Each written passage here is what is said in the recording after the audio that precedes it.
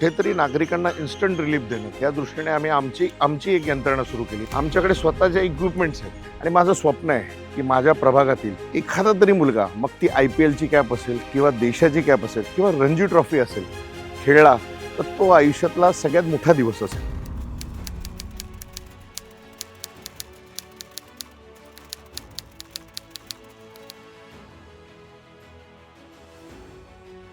पावसाळ्यामध्ये अनेक ठिकाणी माझ्याकडे हा थोडा ग्रीन बेल्ट जास्त आहे. वृक्षाच्या फांद्या पडतात, काही वृक्ष उन्मळून पडतात. अशा वेळेला महापालिकेच्या यंत्रणेवर प्रचंड ताण असतो. मग कुठेतरी नागरिकांना इन्स्टंट रिलीफ देणं किंवा त्याच्यावरती तातडीने उपाययोजना करणं या दृष्टीने आम्ही आमची एक यंत्रणा सुरू केली. मग त्यातनं गटर पॅचिंग असेल, माझ्याकडे थोडा सखल भाग आहे, थोडा नाल्याच्या रेल्वे कलबडजवळ नाल्याच्या वस्तीजवळचा भाग आहे. मग त्या ठिकाणी गटर पॅचिंग असेल, पाणी साठलं तर तिथे आपली लोकं गेली पाहिजेत आणि लोकांना रेस्क्यूमध्ये मदत केली पाहिजे.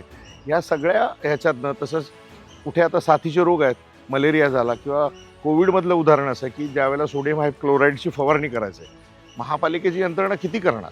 मग आम्ही आमचीच हे केली. पेशंट सापडला की 1 तासाच्या आत त्या ठिकाणी सोडियम हायपोक्लोराईडची फवारणी केली जायची. लोकांना तो एक मेंटल रिलीफही असायचा आणि आपण देखील जास्तीत जास्त लोकांना त्याचा फायदा केला आणि ती यंत्रणा तशीच चालू राहिली. आता मलेरियाच्या साथी असतील किंवा काय असेल, धूर फवारणी असेल, आमच्याकडे स्वतःचे इक्विपमेंट्स आहेत आणि स्वतःची यंत्रणा आहे की जी आम्ही तशीच प्रोलॉंग कंटिन्यू ठेवली. हे तर EPDM बेस फुटबॉल टर्फ आहे. आमच्या प्रभागात गांधीनगरला मैदान आहे, परबवाडीत आहे आणि मला क्रिकेट किंवा मैदानं म्हटली की एक विशेष असं प्रेम आहे. कारण मी स्वतः पण क्रिकेटपटू होतो, अजूनही खेळतो. मी चांगला लेफ्ट आर्म स्पिनर आजही आहे. नुकताच मुंबई क्रिकेट असोसिएशनच्या कार्यकारिणी सदस्यपदी पण मी निवडून आलो. मला असं वाटतं की आमच्याकडे जेव्हा मी मुलांना खेळताना बघतो, मग गांधीनगर असेल किंवा आमचं परबवाडी असेल, कशिश पार्क असेल, काय खेळतात मुलं, त्यांच्या त्या खेळामध्ये एक वेगळीच अशी चमक आहे. आमचा दर्शन भोईर म्हणून आमचा एक मित्र आहे, त्याला चांगला जर प्लॅटफॉर्म मिळाला असता तर त्यावेळेला तो नक्कीच रणजी ट्रॉफी तर नक्कीच खेळला असता. मला असं वाटतं की माझ्या प्रभागातील मुलांना माझा वापर कुठेतरी त्यांना एक चांगलं प्लॅटफॉर्म उपलब्ध करून देण्याकरता आणि माझं स्वप्न आहे की माझ्या प्रभागातील एखादा तरी मुलगा, मग ती IPLची कॅप असेल किंवा देशाची कॅप असेल किंवा रणजी ट्रॉफी असेल, खेळला तर तो आयुष्यातला सगळ्यात मोठा दिवस असेल.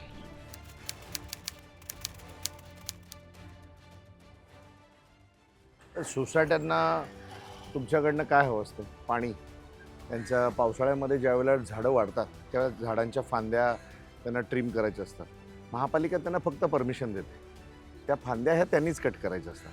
अशा वेळेला जी आमची आपत्कालीन यंत्रणेचे जे आमच्याकडे ट्री ट्रिमर्स आहेत, हे आम्ही त्यांच्याकडे पाठवतो. परमिशन देखील आम्हीच काढून देतो. त्यांनी फक्त पत्र द्यायचं आहे महापालिकेत, परमिशनही आम्हीच काढून देतो आणि ती झाडं देखील एका सोसायटीत एक काम करायचं म्हटलं तरी 40-50 हजार रुपये जातात. अशा वेळेला सोसायट्यांना तो खूप मोठा आधार असतो. त्यांना मुबलक पाणी हवं असतं. त्यांचं पाणी 24 तास पाणी कसं मिळेल या दृष्टीने सोसायट्यांचे अगदी प्रकर्षाने त्यांना त्याची हे असते. त्यांच्याकडे जेटिंग व्हेकल्स असतात, जेव्हा कुठेतरी ड्रेनेजची त्यांच्याकडे असुविधा होते, आम्ही त्या देखील उपलब्ध करून देतो. याचबरोबर आम्ही एक संकल्पना राबवणार आहोत, डिजिटल शिवसेना शाखा. शिवसेना शाखेबद्दल लोकांना प्रचंड कुतूहल असतं कारण त्यांना माहिती आहे इथे काम होतं, इथे गेलं की काम होतं. पण आता हा सगळा संमिश्र वस्तीचा भाग आहे, जिथे मध्यमवर्गीय, उच्च मध्यमवर्गीय, अगदी लोअर क्लास पण आहे. नोकरी करून शाखेत येऊन तक्रार नोंदवणं प्रत्येकाला शक्य होणार नाही.